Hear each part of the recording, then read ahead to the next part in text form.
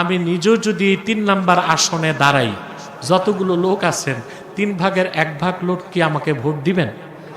সত্যটা কোন দিবেন? এটাই আমাদের দেশের অনেক পীর সাহেব আর অনেক বক্তা বুঝে নেই, ভাবছে যত লোক সব আমার ভোটার। নির্বাচনে গেলে দেখে জামানত হারাইছে, পাশের আগে বাস। আমি যদি রাজনৈতিকভাবে ডাকতাম আপনারা আসতেন, দিনের পক্ষে কথা বলবো বলে আসছেন। তাহলে আমাদের ঐক্য কোনটা দরকার, রাজনৈতিক না অরাজনৈতিক? তবে যারা রাজনীতি করবে তাদের তো এলাই লাগবে, ঐক্য লাগবে, তারা করবে। আমরা যারা অরাজনৈতিক, আমরা চাই অরাজনৈতিক ঐক্য। আমাদের ক্ষেত্রটা প্রশস্ত। আপনারা চাঁদপুরের মানুষ সত্যিকার অর্থেই ইসলাম প্রেমিক, আলহামদুলিল্লাহ। বিগতকালে ইসলামী আন্দোলনে, কাফের মুশরিকদের বিরুদ্ধে আন্দোলনে চাঁদপুরের মুসলমানরা অনেক ইতিহাস সৃষ্টি করছে। আপনাদের কাছে চাঁদপুরবাসী, আপনাদের কাছে আমার করজোর অনুরোধ থাকবে একটা, আমাদের দল যেটাই থাক, কেউ বিএনপি, কেউ জামাত, কেউ আওয়ামী লীগ, কেউ কওমি, কেউ আলিয়া থাকুক, আমরা সকল দলের মুসলমান। আবার কেউ আছে এনসিপি, আছে না? রাজনৈতিক ঐক্যটার চেয়ে আমাদের অরাজনৈতিক ঐক্য বেশি দরকার। কোনটা বলেন তো ভাই? রাজনৈতিক ঐক্য কি টেকসই হয়? এই ঐক্য হয় ভোট পর্যন্ত। কি পর্যন্ত? এখন দেখতেছি ভোটের আগে ভাঙ্গন শুরু হয়েছে, অলরেডি শুরু হয়ে গেছে ভাঙ্গন। তো এই ঐক্য আমাদের আসলে, এটা পাওয়ার পলিটিক্স, এটা আমাদের খুব কাজে আসবে না। আমাদের দরকার অরাজনৈতিক ঐক্য। রাজনৈতিকভাবে সারা দেশের মানুষকে এক করা যাবে? কথা বলে না, যাবে? সম্ভব? সম্ভব? আচ্ছা ভাই, একটা কথা বলি, এই যে আপনারা গভীর রাতে প্রচন্ড শীতে বসে আছেন এতগুলো মানুষ, এটা চাঁদপুর কত আসন বলেন? জোরে নাউজুবিল্লাহ, জোরে। আমি নিজেও যদি ৩ নাম্বার আসনে দাঁড়াই, যতগুলো লোক আছেন ৩ ভাগের ১ ভাগ লোক কি আমাকে ভোট দিবেন? সত্যটা কোন দিবেন?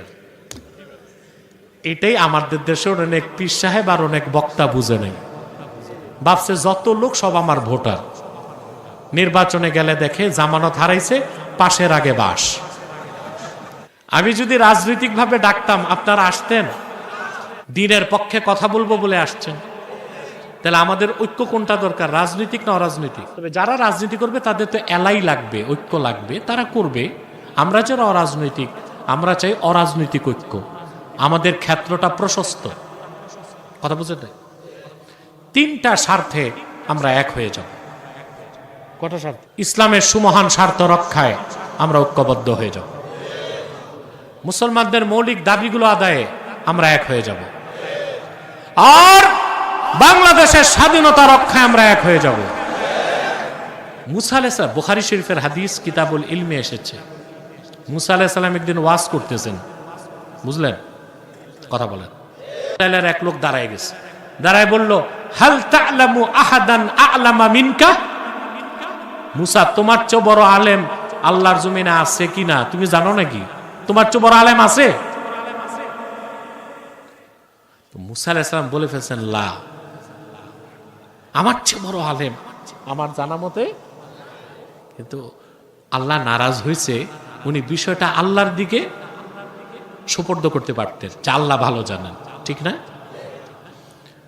ফাআওহাল্লাহু ইলা মুসা বালা আব্দুনা খাদির। আল্লাহর সঙ্গে সঙ্গে ওহী নাজিল করে বললেন, মুসা, তোমার চেয়ে বড় আলেম আমার এক বান্দা, তার নাম খাদির। খাদির তো বুঝেন নাই, যাকে আপনারা বলেন খিজির, ওনার নামটা কি? খাদির, বিফাতহিল খা ওয়া কাসরিদ দাদ, খাদির। আমরা বলি খিজির, এটা ভুল উচ্চারণ, শুদ্ধ উচ্চারণ কি? খাদির। তো মুসা নবী আল্লাহর কাছে বলছে, আল্লাহ, আমি বনি ইসরায়েলের পয়গম্বর, আমার চেয়ে বেশি কোন এলেমটা তার কাছে আছে, আমি তার কাছে যাব। সুবহানাল্লাহ কইবেন? বিরাট ঘটনা তা তো বলবো না, আমার সাবজেক্টটা বুঝাইতে যতটুকু দরকার ততটুকু বলছি। আল্লাহ তাকে বললেন, ঠিক আছে, তুমি যাও, মাজমাউল বাহরাইন, 2 সমুদ্রের মিলন স্থানে তাকে পাবা, মাছ নিয়ে যাবা, মাছ যেখানে যে সমুদ্রে যাবে ওখানেই খাদিরকে পাবা। তিনি ইউশা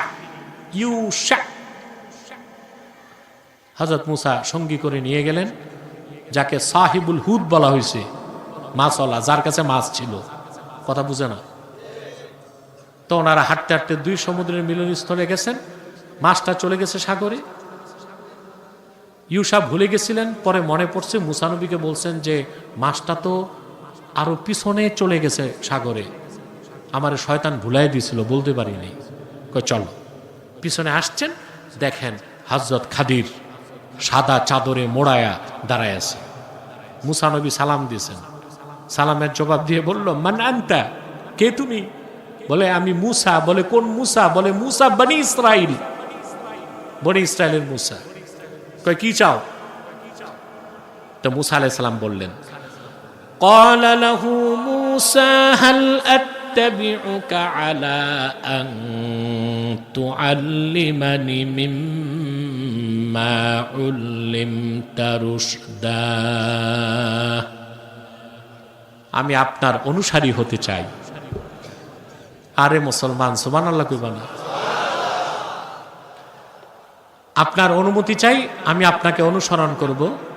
আল্লাহ আপনাকে যে বিশেষ জ্ঞানটা দান করেছেন, ওই এলেমটা আপনি আমাকে শিখাবেন। এই জন্যে ফার্স্ট চান্সে খাদির মুসা নবীর মতো মানুষের প্রস্তাব নাকচ করে দিছে। বললেন না, তুমি পারবা না। قال إنك لن تستطيع معي صبرا, মুসা, আমার কাজে কর্মে তুমি শুধু প্রশ্ন করবা, ধৈর্য ধরতে পারবা না। তো মুসা নবী কমিটমেন্ট করছেন, ওয়াদা করছেন, ঠিক আছে আমি ধৈর্য ধরবো, আপনার নাফরমানি করব না। চলতে চলতে দুইজন নদী পার হবে, একটা নৌকায় উঠেছে, বুঝলেন? তো নৌকাওয়ালা আবার দোনোজনকে চিনছে। বুখারী শরীফের অন্য রাওয়াতে আসছে, বিগার নৌল আর বিগার উজরাত, পয়সা ছাড়া দুই বুজুর্গরে পার করে দিয়েছেন। ওপার যেই হযরত খাদির নৌকার তলা ছাড়া করছে, নৌকার তলা। হযরত মুসা ধৈর্য ধরতে পারলেন না। তিনি বললেন, তুমি এই মানুষগুলোকে ডুবানোর জন্য নৌকার তলাটা সাদা করছো কেন? লাকাদ জিতা শাইআন ইমরা, যে লোকগুলো আমাদেরকে বিনা পয়সায় নদী পার করে দিছে, এত সম্মান করছে, একরাম করছে, আর তুমি এইরকম অকৃতজ্ঞতা সুলভ কাজ করলা? খাদির কয়, মুসা আগেই বলছিলাম তুমি ধৈর্য ধরতে পারবা না। মুসা নবী বলে, ঠিক আছে, লা তুআখিজনি বিমা নাসিতু ওয়ালা তুরহিকনি মিন আমরি উসরা, যেটা ভুল করে ফেলছি এটা ধৈর্য না, আর আমার উপর অযথা কিছু চাপিয়ে দিও না। দুইজন হাঁটতে হাঁটতে একটা ময়দান পার হচ্ছে, সুন্দর বাচ্চাগুলো খেলতেছে। সবচেয়ে সুন্দর বাচ্চাটা ধরে খাদির কল্লা কেটে দিচ্ছে। মুসা নবীকে, এটা কি করলো? তুমি এটা কি কাজ করছো? قال أقتلت نفسا زكية بغير نفس لقد جئت شيئا نكرا, একটা নিষ্পাপ বাচ্চা যে কাউরে খুন করে নাই, এরকম একটা নিরপরাধী বাচ্চাকে তুমি হত্যা করলা, খুব মন্দ একটা কাজ করছো। খাদিরকে আমি আগেই বলছিলাম তুমি ধৈর্য, আমি বলি নাই তুমি ধৈর্য ধরতে পারবা না। তা হযরত মুসা ওয়াদা করছেন যে এরপরে যদি আর একটা প্রশ্ন করি তোমার কাজে কর্মে, ফালা তুসাহিবনি, তাহলে আমারে তুমি সোহবত দিও না। সোহবত। এখন কথা ঠিক পাকাপোক্ত। হাঁটতে হাঁটতে তারা এক এলাকায় গেল, বুঝলেন? মুসলিম শরীফের হাদিসে এসছে এলাকাটা ছিল কারিয়াতুল বুখালা, কৃপণদের এলাকা, বুঝলেন? এটাই মিশর ফিলিস্তিন এই বেল্টের মধ্যে, বুঝলেন? তারা যে ক্ষুধা লাগছে, এলাকাবাসীর কাছে বলছে, ভাই আমাদেরকে কিছু খাবার দাবার দাও। কিন্তু কৃপণদের এলাকা তো কোনো খাবার দাবার কিচ্ছু দেয় নাই।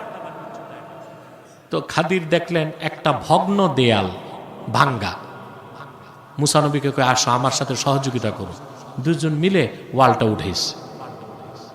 এবার মুসা নবী আর ধৈর্য ধরতে পারেনি, বললেন, বুঝলাম না, তুমি আগে নৌকা পার হইলে ফিরি তলা সেদা করলা,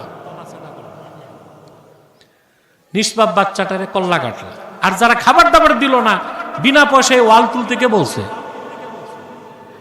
লাউ শি'তা লাত্তাখাযতা আলাইহি আজরা, তুমি তো চাইলে ওদের কাছ থেকে পারিশ্রমিক নিতে পারতা। ওরা দিল না খাবার দাবার, বিনা পয়সায় তুমি ওদের ওয়াল তুলে দিছো কেন? হযরত খাদির তখন বললেন, হাযা ফিরাকু বাইনি ওয়া বাইনিক, তোমার আমার সম্পর্ক, আমি আমার পথে যাই, তুমি তোমার পথে, আর সোহবত দিব। হযরত খাদির বলেন, মুসা, 3 কাজে যে 3 প্রশ্ন করছো, ব্যাখ্যাটা দিয়ে আমি বিদায় নেই। সুবহানাল্লাহ। হযরত খাদির জবাব দিলেন, আম্মাস সাফিনাতু ফাকানাত লিমাসাকিনা ইয়ামালুনা ফিল বাহরি ফাআরাদতু আন আঈবাহা ওয়া কানা ওয়ারাআহুম মালিকুন ইয়াখুযু কুল্লা সাফিনাতিন গসবা। যে নৌকাটা আমরা পার হয়েছি, এই নৌকাটা হচ্ছে নিরীহ ইয়েতিমদের নৌকা। তারা সাগরে নৌকা পারাপার করে টাকা কামাই করে। আল্লাহ প্রদত্ত জ্ঞানে আমি দেখতে পেয়েছি পিছনে অত্যাচারী শাসক আসতেছে, নৌকাটা গসব করবে, রিকুইজিশন করবে, এতে ইয়েতিমদের কামাই রোজগার বন্ধ হয়ে যাবে। আমি নৌকার তলা ছিদ্র করে দিলাম, খুঁত থাকলে সে আর নিবে না। ইয়েতিমরা পরে নৌকাটা সংস্কার করে ব্যবসা চালায় যেতে পারবে। মুসা কয়, কাজটাতে তো ভালোই, কাজটা তো বাচ্চাটারে মারছো কেন? তিনি বললেন, শোনো, وَأَمَّا الْغُلَامُ فَكَانَ أَبَوَاهُ مُؤْمِنَيْنِ فَخَشِينَا أَن يُرْهِقَهُمَا طُغْيَانًا وَكُفْرًا। বাচ্চাটা নিষ্পাপ, কিন্তু আল্লাহ প্রদত্ত জ্ঞানে আমি বুঝতে পেরেছি বড় হয়ে সে নাফরমান হবে আর বাবা মার উপর জবরদস্তি করবে। আমি তারে জবাই করে দিলাম, সেও বেঁচে গেল, আর তার বাপ মাকে আল্লাহ তার বদলায় উত্তম সন্তান দিবেন। খাদি মুসা নবী কয়, এটাও তো ভালো কাজ হয়েছে, তো দেয়াল উঠাইলা কেন? কষ্ট হচ্ছে? কথা বলেন, ঘুমাচ্ছেন না তো? আবার টেস্ট করব, কে কে ঘুমান হাত উঠান।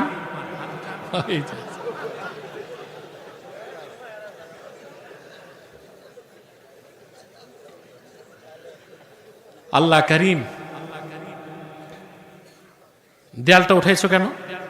কয়, শোনো, وَأَمَّا الْجِدَارُ فَكَانَ لِغُلَامَيْنِ يَتِيمَيْنِ فِي الْمَدِينَةِ وَكَانَ تَحْتَهُ كَنْزٌ لَهُمَا وَكَانَ أَبُوهُمَا صَالِحًا। এই দেয়ালের নিচে 2 জন এতিমের সম্পদ আছে। এই দোনো এতিমের পিতামাতা ছিল, দোনো এতিমের পিতারা ছিল অত্যন্ত নেককার। সুবহানাল্লাহ। আল্লাহর ফিতরত হচ্ছে, বাপ মা যদি নেককার হয়, মৃত্যুর পরে নেককার পিতামাতার সন্তানকে আল্লাহ রাব্বুল আলামিন পৃষ্ঠপোষকতা করে। ওরা এতিম, ওদের বাবারা সম্পদ রেখে গেছে দেয়ালের নিচে, দেয়াল তো ভেঙে গেছে, চোরের হাত লাগবে। আল্লাহ প্রদত্ত ইলমে আমি বুঝতে পেরেছি, আমি দেয়ালটা উঠাই দিছি, বড় হয়ে ওরা ওদের সম্পদ নিয়ে নিতে পারবে।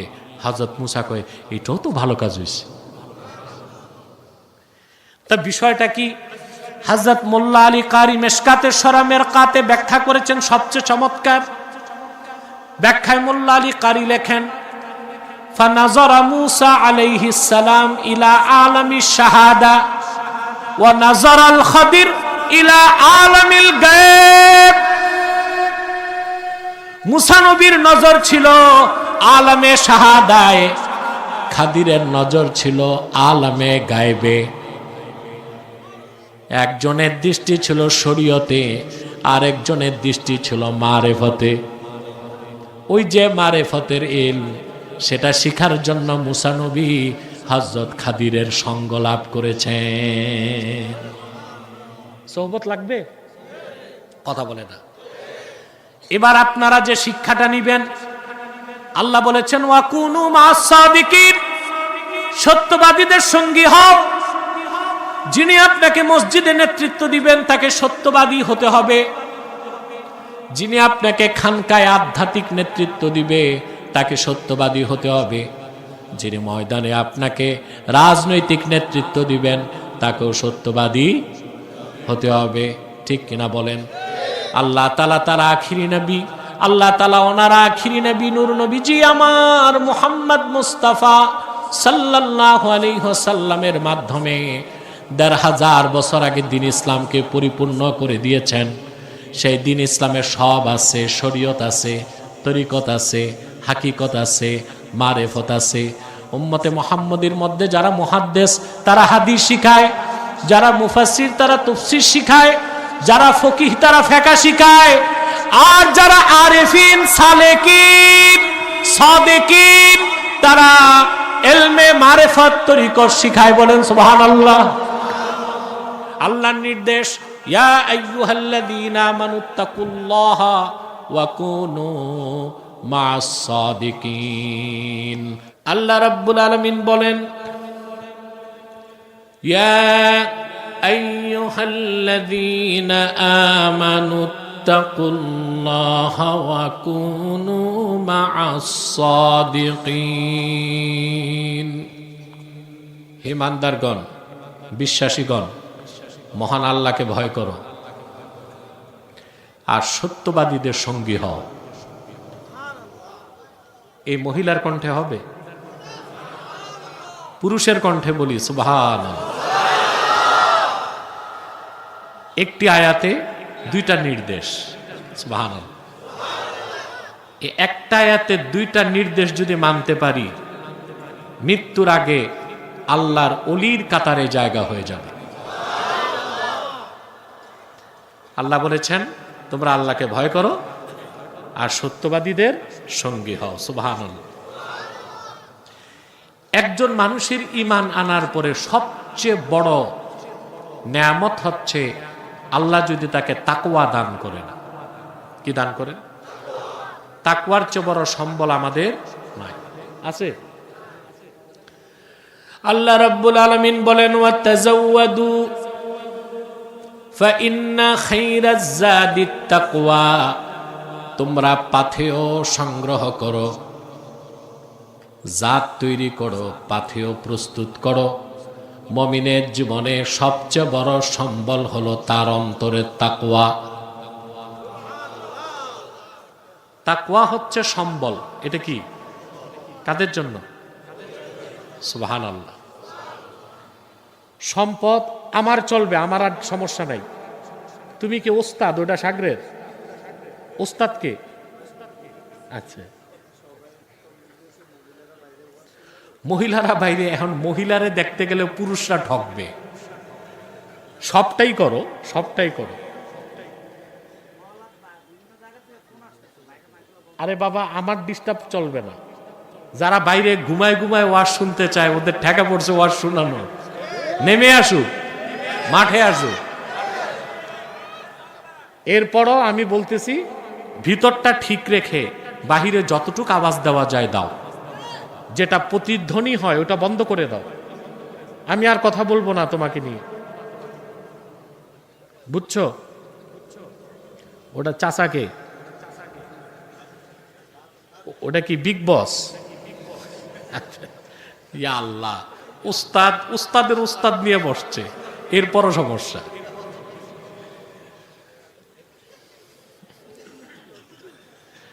প্রিয় বন্ধুগণ, মুমিনের সবচেয়ে বড় সম্বল কি? একটা সম্পদ আর একটা সম্বল। আপনার বাড়িতে 10 ভরি স্বর্ণ আছে, 1 কোটি টাকা আছে, 40 লাখ টাকার গাড়ি আছে, এই সব হচ্ছে সম্পদ। আর আপনি যখন সফরে বের হন, সাথে যেটা, ওইটা সম্বল। সফরে কোনটা বেশি দরকার, সম্পদ না সম্বল? কোনটা দরকার? ওয়াতাযাওয়াদু ফাইন্না খায়রাজ যাদিত তাকওয়া। পাথেয় প্রস্তুত করতে আল্লাহ বলেছেন মূলত হাজীদেরকে। যারা হজ করতে যাবে, আল্লাহ তাদেরকে নির্দেশ করেছেন হজের সফরে যাওয়ার আগে জাত প্রস্তুত করো, সফরে প্রয়োজনীয় খাদ্য আসবাবপত্র। সুবহানাল্লাহ। হাজি যদি হজ করতে যায় আর সঙ্গে টাকা পয়সা খাবার দাবার না রাখে, তো হাজিরই ভিক্ষা করতে হবে না? কথা বলেন। এই বাংলাদেশ, পাকিস্তান, ইন্ডিয়া থেকে অনেক হাজি যায় শুধু ভিক্ষা করতে। এজন্য সৌদি সরকার ভিসা দিতে চায় না। সৌদি সরকার এই 3 দেশের পররাষ্ট্র মন্ত্রণালয়কে বলছে, তোমরা হাজি পাঠাও, ভিক্ষুক পাঠাও না। এখন হাজি যদি প্রয়োজনীয় সম্বল সাথে না নেয়, তো ভিক্ষা ছাড়া উপায় আছে? কথা বলেন। হুকুমটি হাজিদের জন্য খাস, বাকিদের জন্য আম। পৃথিবীতে আমরা প্রত্যেকটা মানুষই সফরে আছি। আমরা ছিলাম আত্মার জগতে, আলামে আরওয়াহে, সেখান থেকে সফর করে এসেছি। এটা আলামে আসবাব, বস্তু জগৎ। এখান থেকে চলে যাব আলামে বারজাখ, কবর জগৎ। সেখান থেকে আলামে মাহশার, হাসর ময়দান। সেখান থেকে 2টা গন্তব্য, ঈমান আর আমল ঠিক থাকলে আল্লাহর জান্নাত, আর বদকিসমত হলে ভয়ঙ্কর জাহান্নাম। তখন সফর। এখন সফরে এখন সম্বল লাগবে। কথা বলেন। কত বড় সম্বল? সেটা তাকওয়া। সুবহান। আমরা সবাই সফরে আছি। একটা ছোট্ট পৃথিবী। এটা ছোট্ট কেন বললাম? পৃথিবীর থেকে 13 লক্ষ গুণ বড় সূর্যটা। দুনিয়ার এক প্রান্তে আমরা, আরেক প্রান্তে আমেরিকা।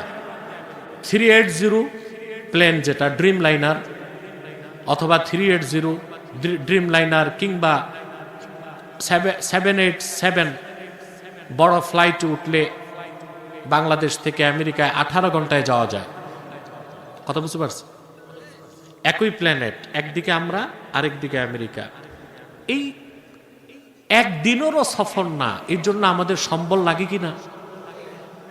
সুটকেস, ব্রিফকেস, বুট এবং শুট। কারণ নিউ ইয়র্ক সিটিতে তো আর লুঙ্গি গামছা চলবে না, ঠিক কিনা? ডলার, টাকা পয়সা সব কিছু নিয়ে আমরা সফরে বের হই।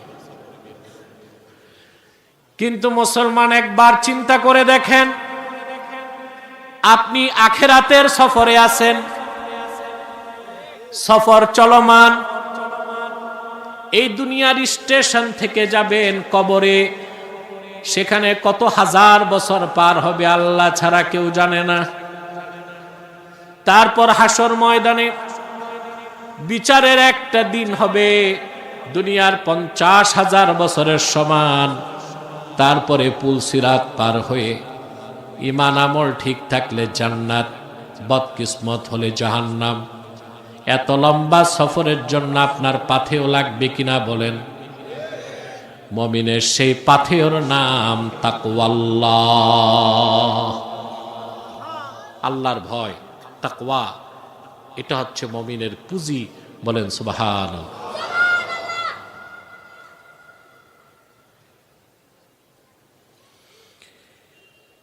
তাকওয়া ভিত্তিক জীবন যাপনে একজন মানুষ পরিপূর্ণ মুসলিম হতে পারে, ঠিক না?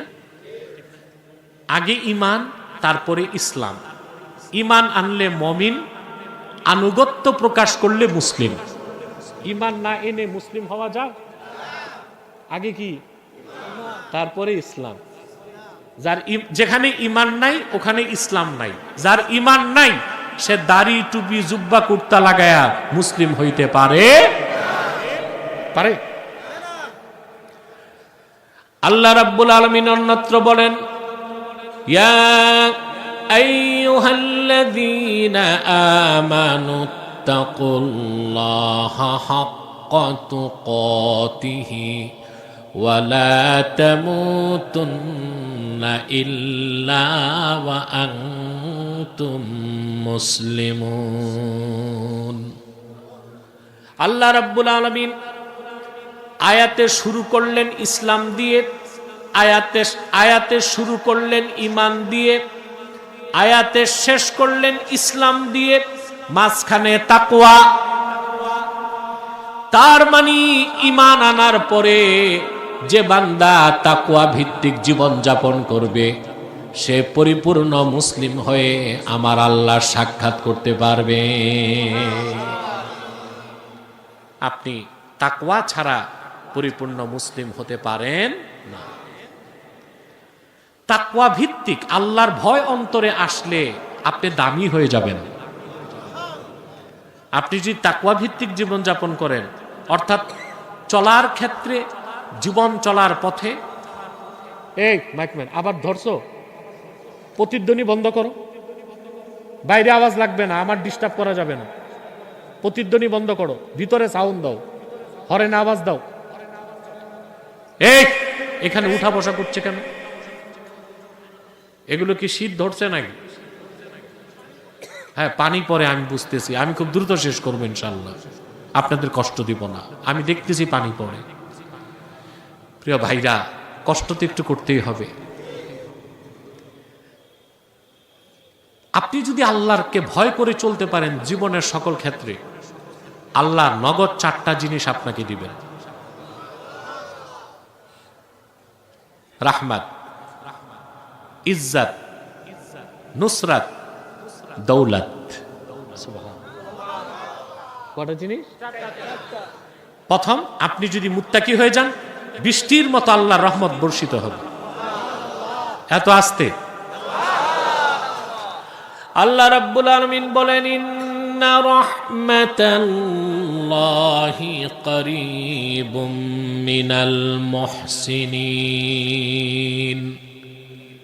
আই ইন্না রাহমাতাল্লাহি করিবুম মিনাল মুত্তাকিন। যারা মুত্তাকি বান্দা, মুহসিন, ইমানদার, সৎকর্মশীল, আল্লাহ ভীরু, রহমত তাদের খুব কাছে। বলেন সুবহানাল্লাহ। আল্লাহকে ভয় করে চলতে পারলে আল্লাহ রহমত দিবেন। তারপর হচ্ছে ইজ্জত, তারপর কি? সম্মান। সুবহানাল্লাহ। মানুষ, পৃথিবীর প্রত্যেক পাগল ছাড়া প্রত্যেকেই সম্মান চায়। পাগল ছাড়া কি চায়? সম্মান চায়। সম্মানের জন্য মানুষ কি না করে, রাজনীতি করে, ব্যবসা করে, চাকরি করে, সবই তো সম্মানের জন্য। হ্যাঁ, কিন্তু আপনারা সত্য করে বলেন তো ভাই, তাকওয়ার পথ বাদ দিয়ে অন্য যে কোনো পথে যে সম্মান, ওইটা কি ট্যাক্সই হয়? কথা বলেন। 16 বছর যারা দুর্দণ্ড প্রতাপে দেশ শাসন করলো, আগে পিছে পুলিশ দৌড়াইতো, গাড়িতে ফ্ল্যাগ থাকতো, এ মানুষগুলো কোথায়? কিছু জেলে, বাকিরা জঙ্গলে। ঠিক কিনা? সম্মানটা আর বড় বড় জাদরেল মন্ত্রী দেখি হ্যান্ডকাপ লাগায়া বাস থেকে নেমে যায়, আদালতে উঠে। সত্য? কোথায় সম্মান? কর্পূরের মতো সব উবে গেল। আল্লাহ রাব্বুল আলামিন প্রকৃত সম্মান কোথায় সেটা বলেন। ইয়া আইয়ুহান নাসু ইন্না খালাকনাকুম মিন যাকারিন ওয়া উনসা ওয়া জাআলনাকুম শুউবান ওয়া ক্বাবাইলা লিতাআরাফু ইন্না আকরামাকুম ইনদাল্লাহি আতকাকুম। আল্লাহ রাব্বুল আলামিন বলেন, ওহে মানব জাতি, সুবহানাল্লাহ, আমি তোমাদেরকে সৃষ্টি করেছি একজন পুরুষ থেকে আর একজন নারী থেকে, অতঃপর তোমাদেরকে বিভিন্ন বংশ গোত্রে বিন্যস্ত করে দিয়েছি। তোমাদের মধ্যে তার দাম সবচেয়ে বেশি, সম্মান বেশি, যার অন্তরে আল্লাহর ভয় বেশি।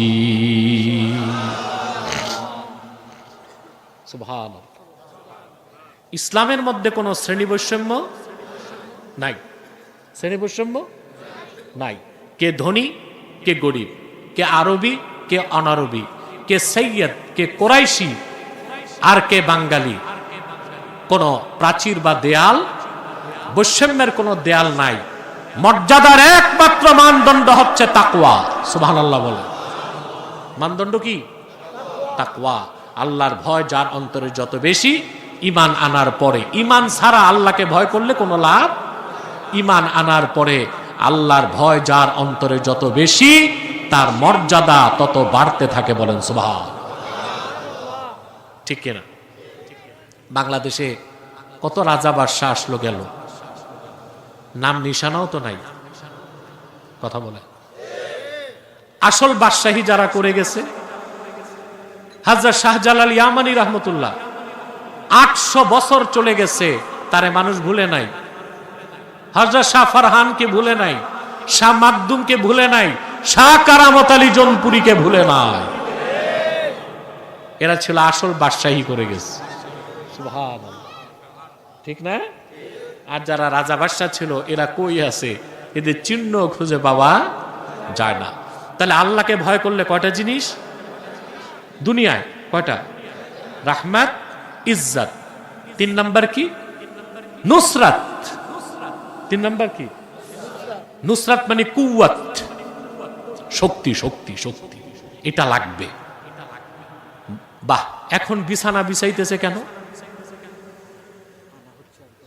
এখন আনা হচ্ছে, তা আগেই তো বিছানা বেশি আনা দরকার ছিল না? এ লোকগুলো দাঁড়ায় আছে, বিরক্ত হয়ে তো নাও বসতে পারে। প্রিয় ভাইরা, এই দিক তাকান আমার দিকে। ঘুমাচ্ছেন না তো? টেস্ট করি, কে কে ঘুমান, হাত উঠান।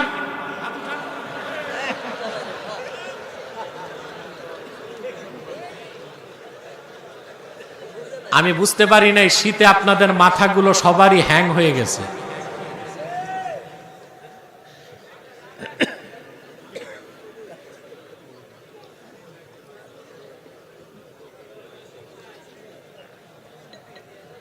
প্রিয় ভাইরা, কুওয়াত, শক্তি, এটা কিন্তু আল্লাহ দেন। মুমিনকে আল্লাহ যে কুওয়াত বা শক্তি দেন, এটাকে মোকাবেলা করার কোনো অস্ত্র কাফেরদের কাছে নাই। এই শক্তি আল্লাহ কাকে দেন? উম্মতে মুহাম্মাদীর ঈমানদার যারা আল্লাহকে ভয় পায়, তাকওয়া ভিত্তিক জীবন যাপন করে, তাদেরকে আল্লাহ শক্তি দেন সিনায়। মানুষের শক্তি মাথায়, পশুর শক্তি দেহে, ঈমানদারের শক্তি সিনায়। সুবহানাল্লাহ। কোথায়? এই শক্তিকে মোকাবেলা করার কোন শক্তি দুনিয়ায় আছে? আপনাদেরকে একটা দৃষ্টান্ত দেই। 40 বছর আগ থেকে এখন পর্যন্ত সময়ের মধ্যে দিব। 40 বছর আগ থেকে এখন পর্যন্ত সময়ের মধ্যে একটা দৃষ্টান্ত দিচ্ছি। পৃথিবীতে সুপার পাওয়ার হচ্ছে আমেরিকা। 4টা জিনিস যার বেশি থাকে তাকে সুপার পাওয়ার বলা হয়। কয়টা জিনিস আমি বলি, আপনি দেখেন। মানি, মাসল, মিডিয়া, ম্যান্ডেট, সমর্থন। এই 4টা যার বেশি থাকে তাকে বলা হয় কি? Super power. তো এই 4টা সবচেয়ে বেশি এখন আমেরিকার। ওর মানি, টাকা কত জানেন? ওর রিজার্ভ আছে এখন $23 ট্রিলিয়ন। 23। বাংলাদেশের আছে $31 বিলিয়ন। 1000 বিলিয়নে 1 ট্রিলিয়ন, ওর আছে $23 ট্রিলিয়ন। তবে ওর চেয়ে গরিব দেশও নাই পৃথিবীতে, কারণ ওর ঋণ আছে আবার $37 ট্রিলিয়ন। ঋণ কত? তা আছে তো, ভিক্ষুকেরও তো পয়সা থাকে। আপনাদের এখানে এই চাঁদপুর শহরে অনেক ব্যবসায়ী আছে, তার চেয়ে ধনী ঢাকা গুলিস্তানে যারা ভিক্ষা করে।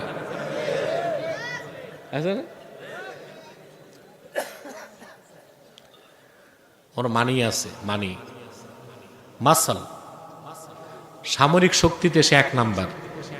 ওর কাছে অ্যাটম বোমি আছে প্রায় 5,500। তারপর হচ্ছে মিডিয়া, আল জাজিরা ছাড়া সবগুলো সংবাদ মাধ্যম তার হাতে। ম্যান্ডেট, পৃথিবীতে মাস্তানি করতে ওর যে বৈধতা, তা নিতে বাইরে যেতে হয় না, জাতিসংঘর বাড়িতেই। ঠিক কিনা? তার 4টা শক্তি আছে, সে সুপার পাওয়ার। কিন্তু আপনার কি জানেন এই প্রবল ক্ষমতাধর সুপার পাওয়ার মধ্য এশিয়ার একটা গরিব দেশের মুসলমানদের কাছে হেরে গেছে? কি নাম?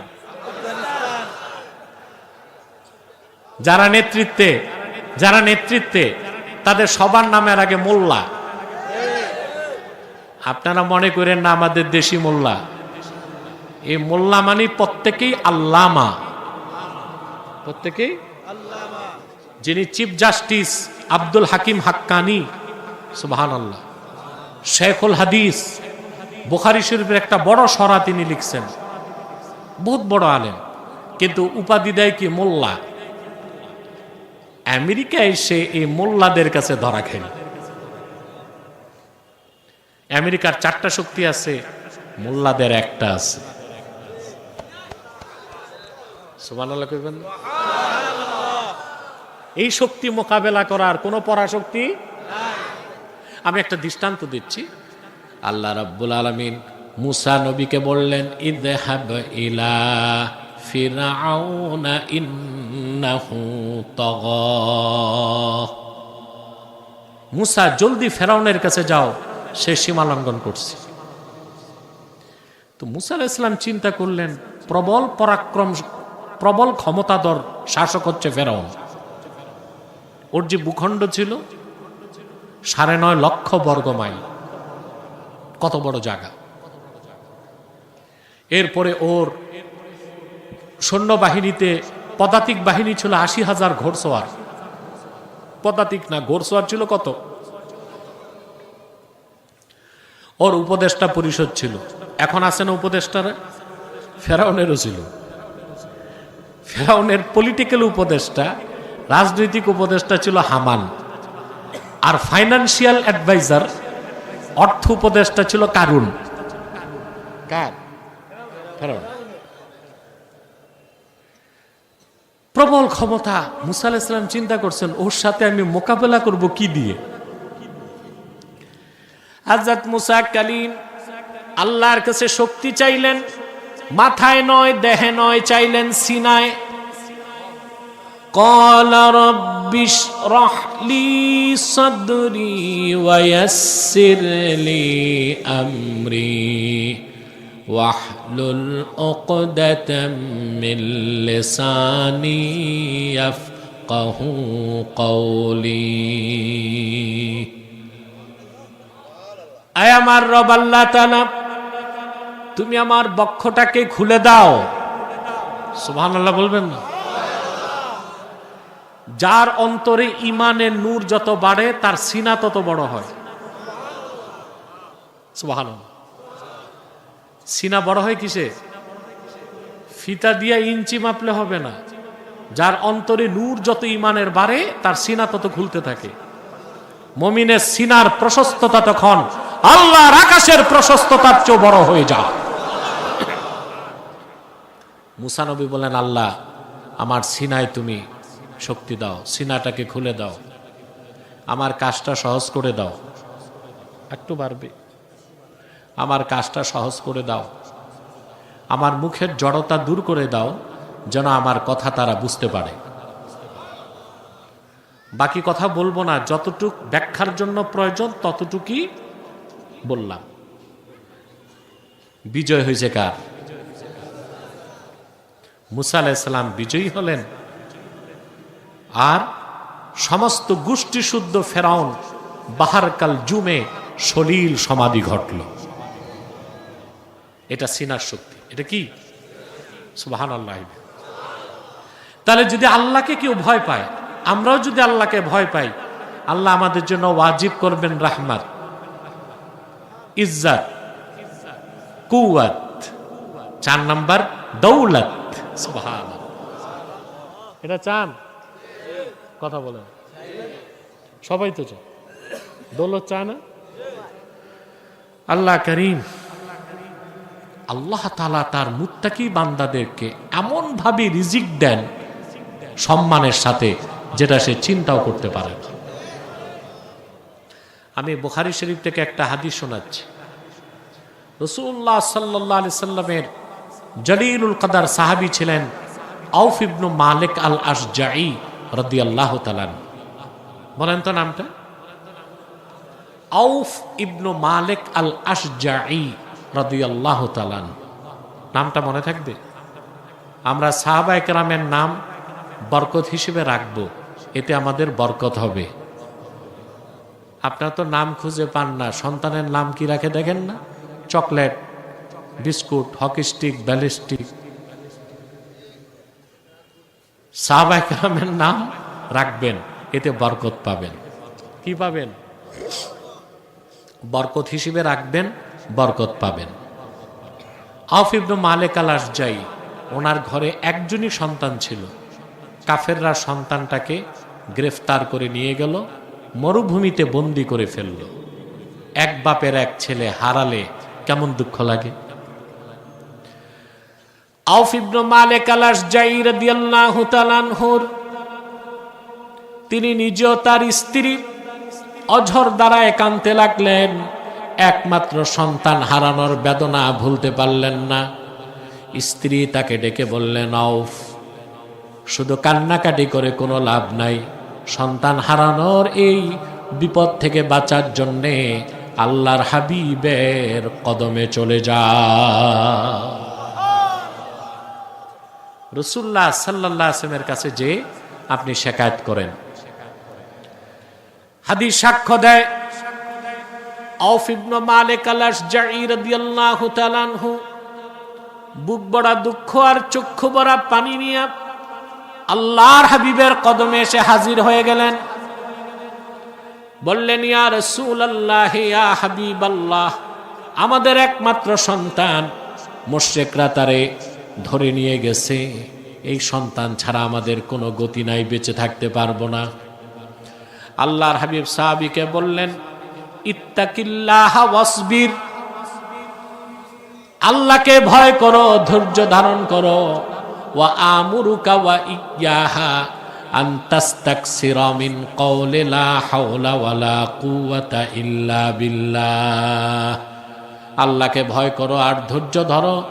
আর আমি তোমাকে ও তোমার স্ত্রীকে আদেশ করছি, সন্তান হারানোর বিপদ থেকে বাঁচার জন্য বেশি বেশি পড়ো লা হাওলা ওয়ালা কুওয়াতা ইল্লা বিল্লাহিল আলিয়্যিল আযীম। আহা, উম্মতে মুহাম্মাদীকে কত বড় নেয়ামত আল্লাহ দিয়েছেন। বলা হয়েছে দোয়া কানজুম মিন কুনুজিল জান্নাহ, পাহাড় সমান বিপদ সামনে থাকবে।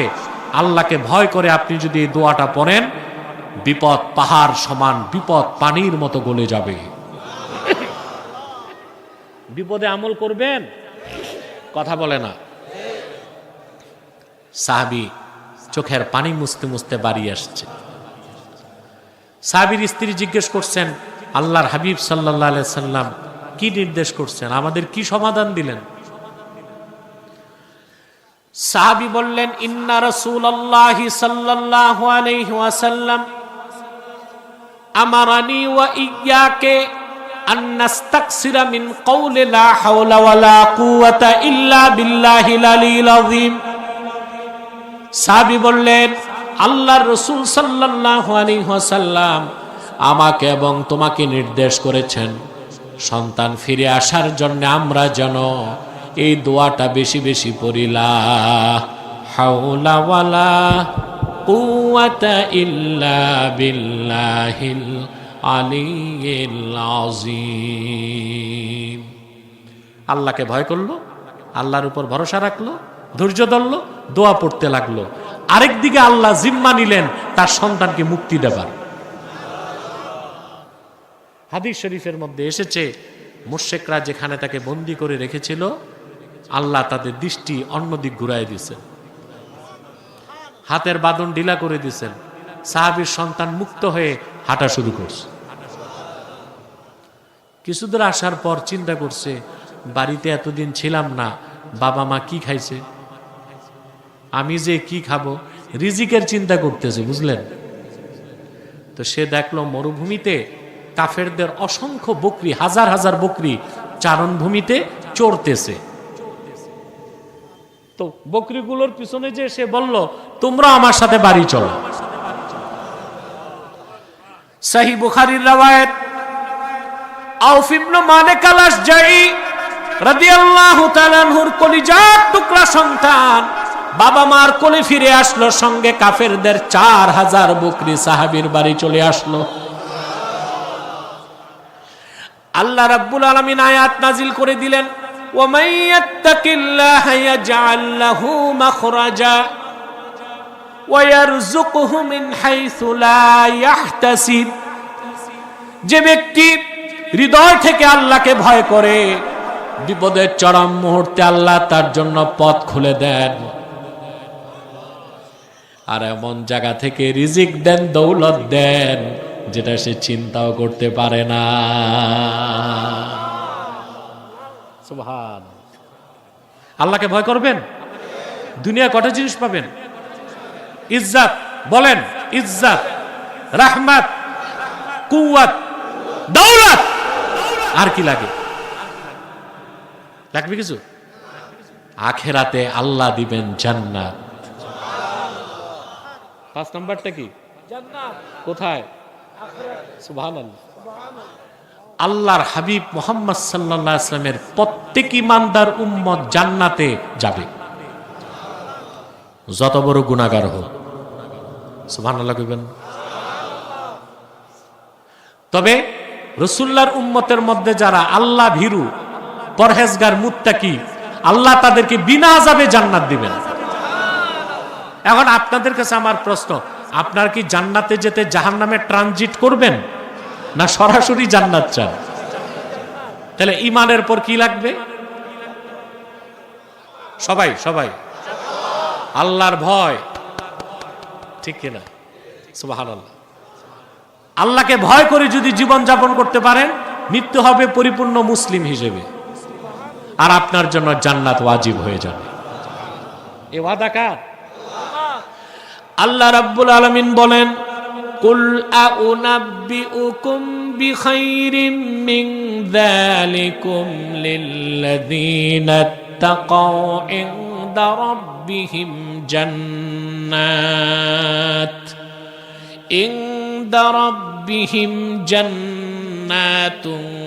তাজরি মিন তাহতিহাল আনহারু খালিদিনা ফিহা وأزواج مطهرة ورضوان من الله والله بصير بالعباد।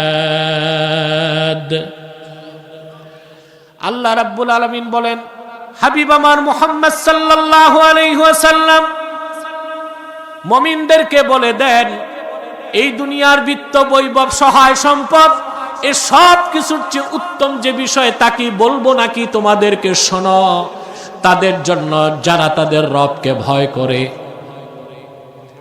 তাদের রবের কাছে তাদের জন্য রয়েছে অসংখ্য জান্নাত। আহা, খুশি হইলেন না?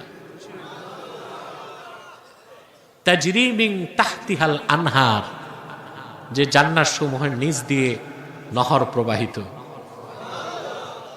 খালিদিনা ফিহা, যেখানে চিরকাল তারা থাকবে। ওয়া আজওয়াজুম মুতাহহারা, তাদের জন্য রয়েছে তাদের রবের জান্নাতে অসংখ্য পবিত্র স্ত্রী। সুবহানাল্লাহ। অসংখ্য পবিত্র, একটা, দুইটা, তিনটা, আদনা মুমিনও 70 জন স্ত্রী পাবে। দুনিয়ায় কয়টা? পারলে লাগলে, পারলে লাগলে, পারলে লাগলে, না পারলে। আমাদের দেশে কিছু মৌলবী সাহেব আছে, ওয়াজ করে, বিয়ে করেন, 4 বিয়ে করা সুন্নত। কোন কিতাবে এটা নাই 4 বিয়ে করা সুন্নত। 4 বিয়ে করার অনুমতি আছে, এটাকে সুন্নত বলার সুযোগ। আরেকজন আসছে পাকিস্তান, করাচি থেকে এসে বলে গেছে, জওয়ানো 4 শাদিয়া করো। 4 शादियां करो, दुनिया और आखिरत की कामयाबी हासिल करो। আমি পাই নাই তারে হাতের কাছে, জিগাইতাম, মৌলী সাহেব আপনার না আছে মালপানি, আমার দেশের যুবক তো একটাই টানতে পারে না, চারটা করবে কেমন করে? 4 বিয়ে করা সুন্নত, জায়েজ। আল্লাহ বলেছেন ফানকিহু মা তাবা লাকুম মিনান নিসাই মাসনা ওয়া সুলাসা ওয়া রুবা' ওয়া ইন খিফতুম আল্লা তা'দিলু ফাওয়াহিদা। তোমরা তোমাদের পছন্দের মেয়েদেরকে বিয়ে করো। কয়টা? 2টা। পারলে লাগলে 3টা, পারলে লাগলে 4টা, আর যদি ইনসাফ করার ভয় থাকে 1টা। কয়টা? তা আপনি দুনিয়াতে যত টাকা থাকে আপনার, ইনসাফ করতে পারলো 4টার বেশি না, আর আখিরাতে কমসে কম। আচ্ছা, ওই স্ত্রীদের সাথে দুনিয়ার স্ত্রীর তুলনা আছে? আল্লাহ তাদেরকে বলছেন আজওয়াজুম মুতাহহারা, চির পবিত্রা, ওরা নাপাক হবে না। সুবহানাল্লাহ। দুনিয়া আপনার বউটা একেবারে মিস ওয়ার্ল্ড, বিশ্ব সুন্দরী হোক, কত বছর? কথা আছে একটা বাংলায়, মেয়েরা কুড়িতে বুড়ি, কুড়িতে বুড়ি, ঠিক না? তা আপনার বউ যদি বিশ্ব সুন্দরী হয়, কতদিন ভাই? এক সময় চামড়া কুচকে যাবে, চেহারার গ্ল্যামারাস কমে যাবে, কথা বলেন, সৌন্দর্যে ভাটা পড়বে, আপনার আকর্ষণ কমে যাবে। কিন্তু হাদিস সাক্ষ্য দেয়, জান্নাতে পবিত্র স্ত্রীর দিকে তাকাবে মমিন, সৌন্দর্য উপভোগ করে দৃষ্টি ফিরায়া আবার তাকাবে, সৌন্দর্য বেড়ে যাবে, আবার নজর ফিরাবে, আবার তাকাবে, যতবার তাকাবে সৌন্দর্য বাড়বে। সুবহানাল্লাহ কইবেন না? তারপর সবচেয়ে বড় পুরস্কার কি জান্নাতে? ওয়া রিদওয়ানুম মিনাল্লাহ, আল্লাহর পক্ষ থেকে স্থায়ী সন্তুষ্টি। আল্লাহু আকবার। এর চেয়ে বড় নেয়ামত বেহেশতে আর কি হবে? বুখারী শরীফের হাদিস, এই আয়াতের তাফসীরে এসেছে, আল্লাহর হাবিব সাল্লাল্লাহু আলাইহি সাল্লাম ইরশাদ করেছেন, জান্নাতীরা যখন জান্নাতে প্রবেশ করবে, স্বয়ং আল্লাহ রাব্বুল আলামিন তাদের সামনে উপস্থিত হবেন। জান্নাতে আল্লাহর দিদারের চেয়ে বড় কোনো নেয়ামত হবে না। লক্ষ লক্ষ বছর পার হয়ে যাবে, মুমিনের কোনো খেয়াল থাকবে না। আল্লাহ ডেকে বলবেন, আমার বান্দারা, তোমরা কি আমার উপর রাজি হইছো নাকি? মুমিনরা বলবে, আল্লাহ, যা চেয়েছি তা পেয়েছি, যা চাই নাই তাও দিয়েছ। তোমার হাবিব নূর নবীজি মুহাম্মদ সাল্লাল্লাহু আলাইহি ওয়াসাল্লামের উম্মত হওয়ার কারণে গোটা সৃষ্টি জগতে আমাদের মর্যাদা বাড়ায় দিয়েছ। আল্লাহ বলবেন, সবচেয়ে বড় নেয়ামত এখনো ঘোষণা করি নাই। আমি আল্লাহ তোমাদের উপর রাজি হয়ে গেলাম, আর কোনোদিন নারাজ হব না। এইটাই রিদওয়ানুম মিনাল্লাহ। এই সব নেয়ামত মুত্তাকির জন্য। দুনিয়ায় কয়টা? আখিরাতে সুবহানাল্লাহ। আল্লাহকে ভয় করে চলবেন, ঈমান আনার পরে আল্লাহকে ভয় করে চলবেন, ইজ্জত পাবেন, নুসরত পাবেন, রহমত পাবেন, দৌলত পাবেন, আখিরাতে জান্নাত পাবেন। আল্লাহকে ভয় করতে হবে ব্যক্তি জীবনে, সমাজ জীবনে, রাষ্ট্র জীবনে। আল্লাহর ভয় ছাড়া মানুষ চরিত্রবান হয় না। আইন দিয়ে আর সংবিধান সংস্কার করে ভালো জাতি বানানো যাবে না। কোরআন হাদিসের সুশিক্ষায় শিক্ষিত করে যত বেশি পরহেজগার মানুষ তৈরি করা যাবে রাষ্ট্র পরিচালনায়, তত দ্রুত দেশ ভালো হবে। সেটাই প্রকৃত সংস্কার এবং কল্যাণ। আজকে দিনে আমার মাহফিল ছিল কচুয়াতে, বুঝলেন? একবার ভাবছিলাম হেলিকপ্টার নিয়ে এখানে চলে আসব, নেমে যাব। ভাবছি আমাকে তো রাত 9টার আগে দিবে না, তো কি করব? বসে বসে চলে গেছি। ওখানে আমার সাথে আজকে ছিল সাবেক শিক্ষা প্রতিমন্ত্রী আহসানুল হক মিলন। তো তাকে কিছু পরামর্শ দিয়েছি আমি বক্তব্যের মাধ্যমে, যে আমাদের শিক্ষা ব্যবস্থাটা কি রকম হওয়া উচিত। আচ্ছা ভাই বলেন তো, আমাদের দেশে কোনো বিজ্ঞানী আছে? কথা বলেন, এই তোমরা কথা বলো না, পিছনে কোনো বিজ্ঞানী আছে? গবেষক, প্রযুক্তিবিদ, শুধু আছে অফিসার। কি আছে? আমরা এই দেশ স্বাধীনের পর শুধু অফিসার বানাইছি, সচিব, উপসচিব, TNO, ENO, DC, SP, OC এগুলো বানাইছি, ঠিক না? 1921 সালে ঢাকা বিশ্ববিদ্যালয় প্রতিষ্ঠিত হয়েছে, 100 বছর পার হয়ে গেল। এই বিশ্ববিদ্যালয় আমাদেরকে বিশ্বমানের কোনো বিজ্ঞানী, কোনো গবেষক দিতে পারে নাই। না বিজ্ঞানী গবেষক বানাইতে পারছি, না আল্লাহ বুজুর্গ মানুষ বানাতে পারছি। কথা বলেন, পারছি? যারা অফিসার হচ্ছে অধিকাংশই দুর্নীতিবাজ, যারা রাজনীতিবিদ অধিকাংশই দুর্নীতিবাজ। মেহনতি জনতার রক্ত পানি করা ঘামের পয়সা চুরি করে বিদেশে পাচার করে, এটাই তাদের জীবনের লক্ষ্য এবং উদ্দেশ্য। আমরা ভালো মানুষ বানাতে পারিনি। কিভাবে বানাবেন ভাই? ভালো মানুষ তৈরি করতে ভালো শিক্ষা লাগবে। শিক্ষা ব্যবস্থায় বিজ্ঞান আছে, ফিজিক্স আছে, কেমিস্ট আছে, জুলজি আছে, বোটানি আছে, কসমোলজি আছে, থিওলজি আছে, বাংলা সাহিত্য আছে, ভূগোল আছে, ইতিহাস আছে, সব আছে। কিন্তু স্কুল কলেজ ভার্সিটিতে বাধ্যতামূলক কোরআন হাদিসের শিক্ষাটা নাই। এজন্য আমরা যোগ্য অফিসার পাই, ভালো মানুষ পাই না।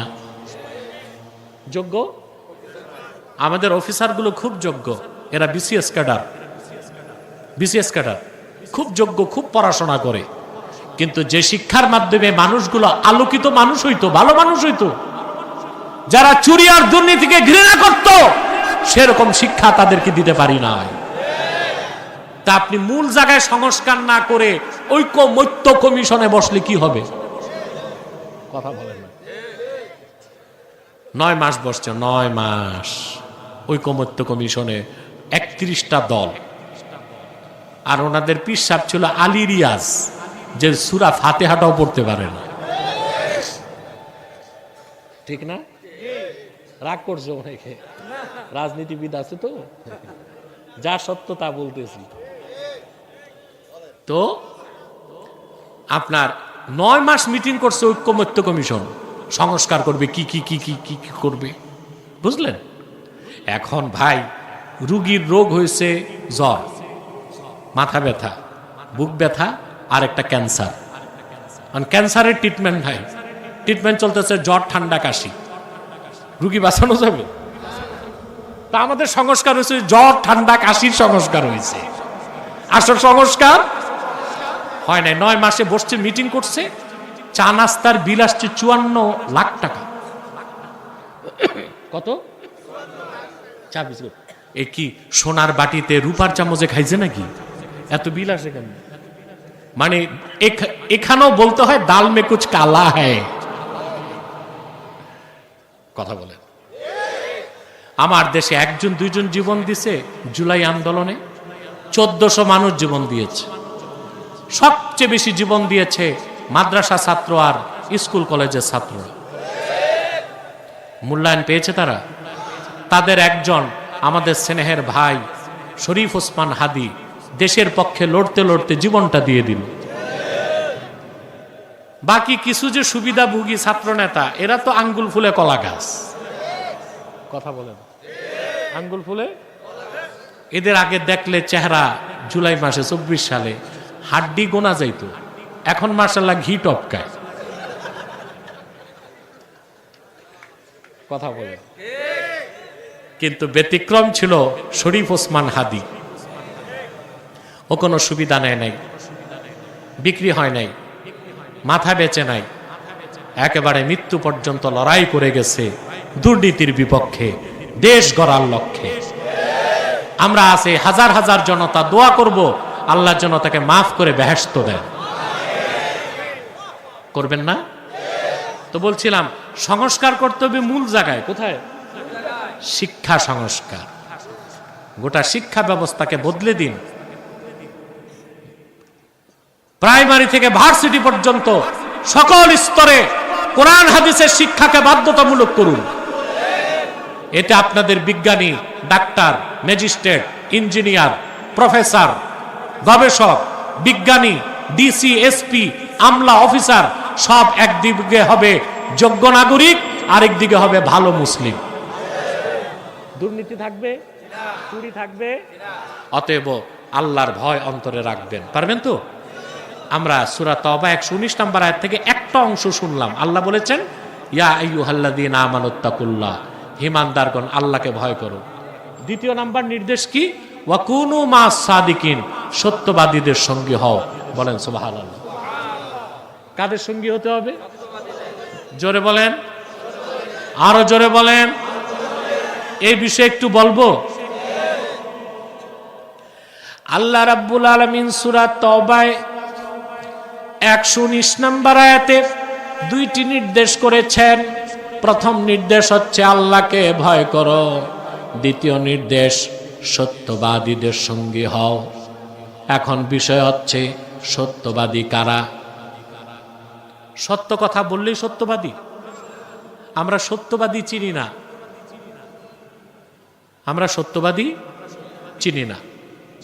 দেখা যায় কথায় কথায় বলি, ভদ্রলোক হিন্দু হইলে কি হবে, খুব সত্যবাদী। বাহ, যে হিন্দু ইমান নাই এ আবার সত্যবাদী হয় কেমনে?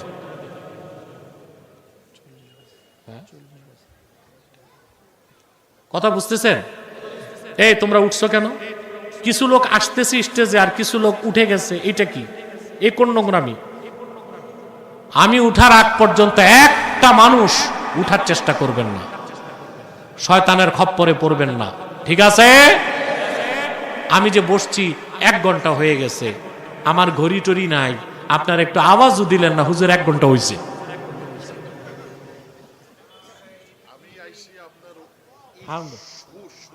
আলহামদুলিল্লাহ, আমাদের সভাপতি বাহাদুরপুরের পীর সাহেব চলে এসেছেন, আলহামদুলিল্লাহ বলেন। একটা চেয়ার এখানে দেন, বসে। একটা চেয়ার লাগবে না, চেয়ার লাগবে না, বসেন, আপনি বয়ান করেন। কথা শুনতেছেন ভাই?